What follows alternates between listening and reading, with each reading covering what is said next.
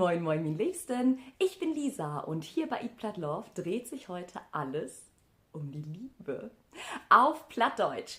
Denn wir haben den Februar und das ist der Monat der Liebe rund um Valentinstag. Und damit wir auch vernünftig auf Plattdeutsch unsere Liebe ausdrücken können, fangen wir heute an bei der Reihe Plattdeutsch rund um die Liebe mit Kosenamen. Also wie können wir denn unsere Liebsten, unsere Angebeteten, unsere Göttinnen, wie können wir die eigentlich auf Plattdeutsch nennen?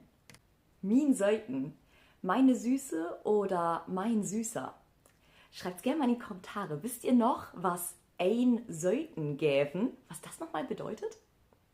Ja, und dann, das solltet ihr auf jeden Fall schon mal gehört haben, falls ihr den Kanal hier schon mal gesehen habt.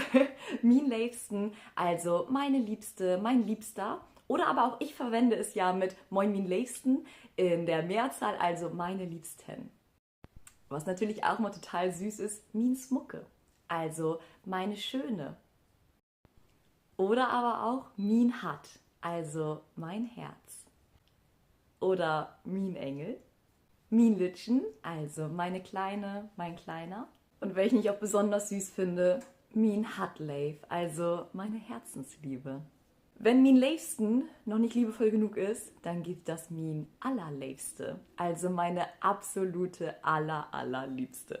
Jetzt einmal ein bisschen was zum Diskutieren, weil ich habe das schon von vielen unterschiedlich gehört. Min Schiedbüdel, ist das jetzt ein liebevoller Kosename oder auch doch eher eine ziemlich harte Beschimpfung?